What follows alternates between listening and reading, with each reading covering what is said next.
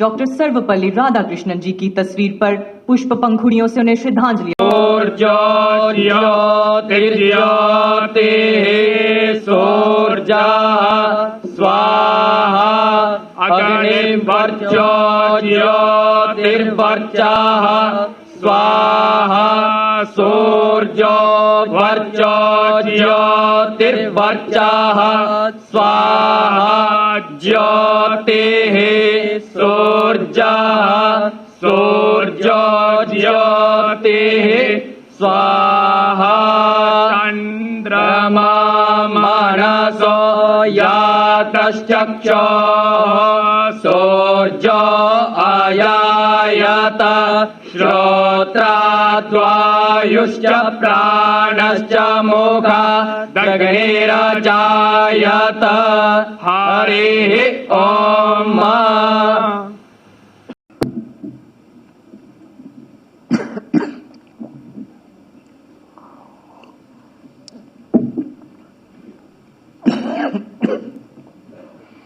आज के समारोह के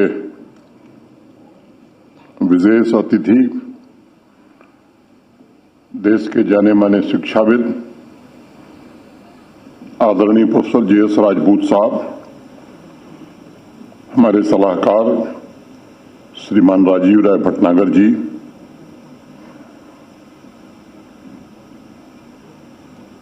पद्मश्री विश्वमूर्ति शास्त्री जी, पद्मश्री SV वर्मा जी, लेफ्टिनेंट जनरल राकेश शर्मा जी,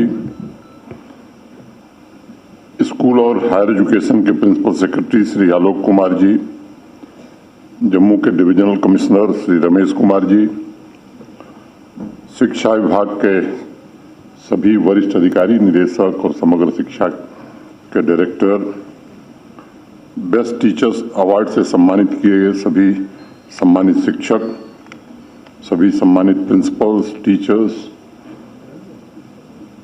प्रिय विद्यार्थियों, देवियों, सज्जनों और मित्रों, मैं आप सबको शिक्षक दिवस की बहुत बहुत शुभकामनाएं प्रेषित करता हूं। बेस्ट टीचर अवार्ड से सम्मानित सभी टीचर्स का मैं हृदय से अभिनंदन करता हूं। पुरस्कारों की संख्या सीमित होती है, मैं जानता हूं इस सभागार में या जम्मू रीजन में और भी शिक्षक होंगे, लेकिन सीमित संख्या होने के कारण पुरस्कार कुछ ही लोगों को मिलता है। हमारे देश में त्योहारों की एक लंबी श्रृंखला है। इसकी चर्चा देश में नहीं विदेश में भी होती है कि भारतवर्ष त्योहारों का देश है, आनंद और उत्सव का देश है।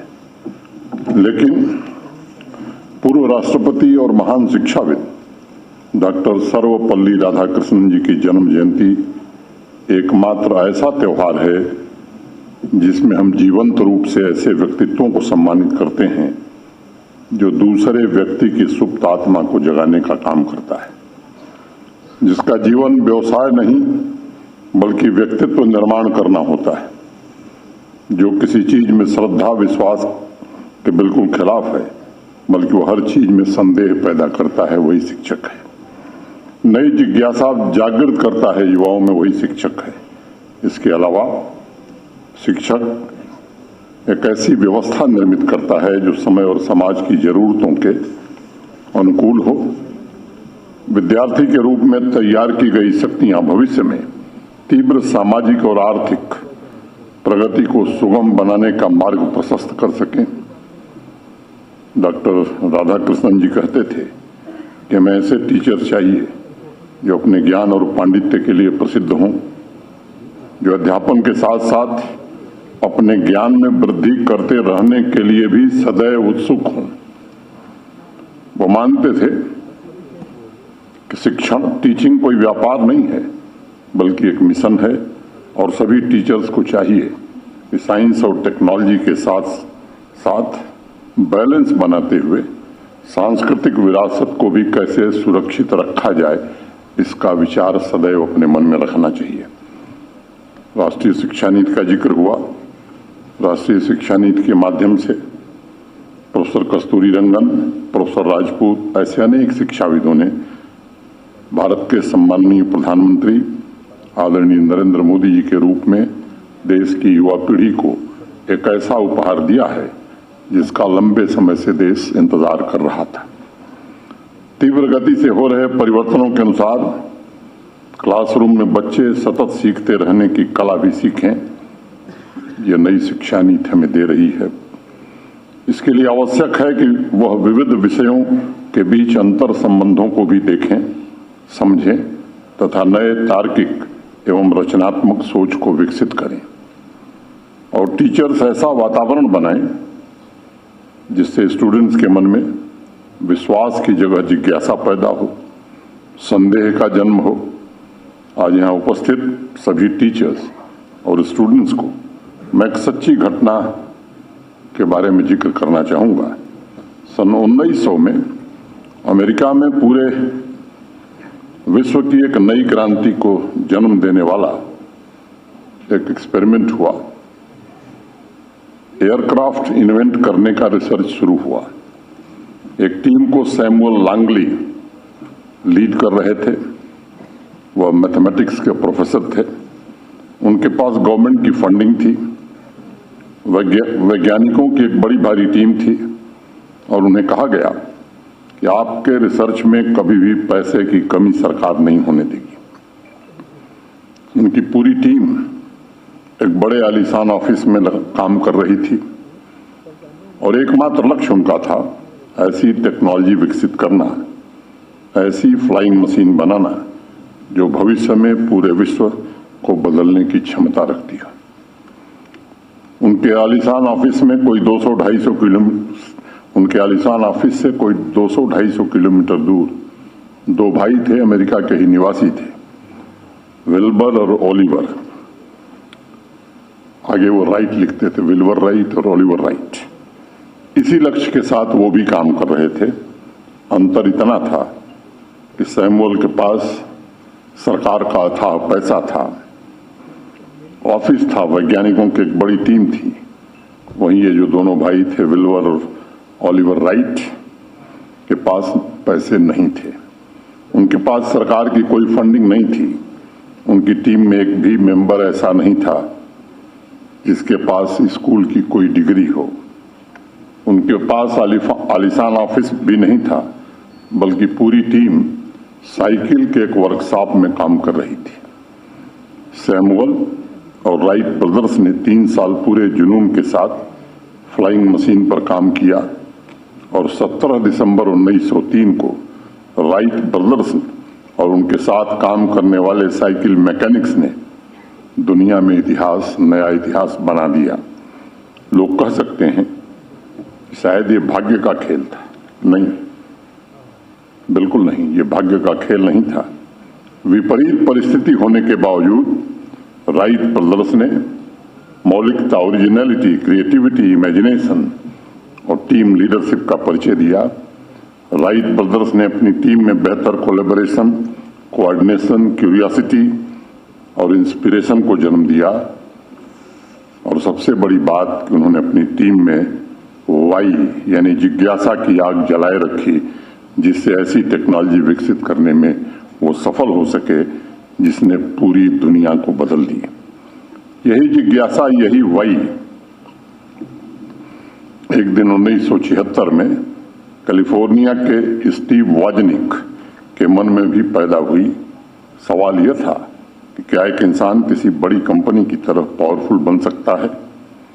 क्या वो ऐसे सारे काम कर सकता है जो 100 लोग किसी कंपनी में बैठकर डेस्क पर काम करते हैं?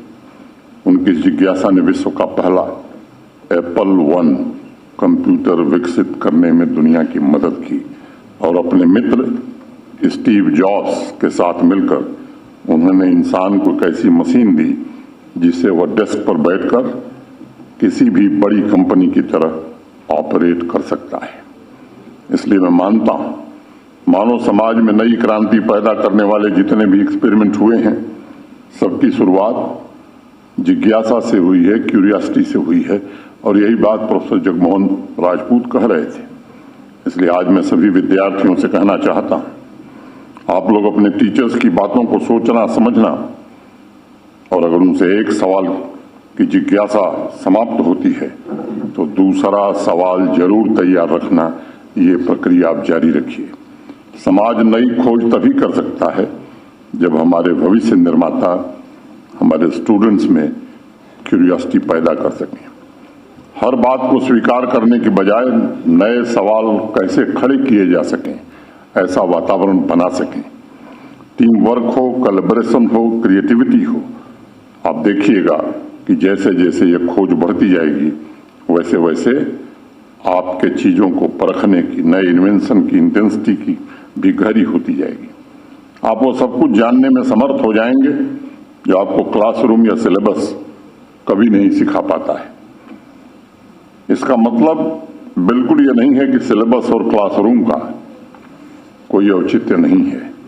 ये सच है कि क्लासरूम और सिलेबस आपकी जड़ों को मजबूत करते हैं, वो आपके व्यक्तित्व की नींव रखते हैं, वो आपकी यात्रा का आधार बनाते हैं, वो आपके भीतर वो सामर्थ्य पैदा करते हैं ताकि आप अपनी खोज स्वयं शुरू कर सकें।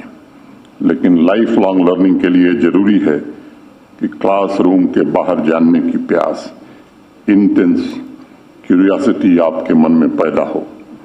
और अगर शिक्षक दिवस के अवसर पर मैं सभी टीचर्स और स्टूडेंट्स से ये कहना चाहूंगा कि मैं नहीं चाहता कि कोई स्टूडेंट दूसरे स्टूडेंट की तरफ बनना चाहे और उसकी कोशिश भी करे। मेरी इच्छा होगी कि हर एक स्टूडेंट अपने जैसा खुद बने।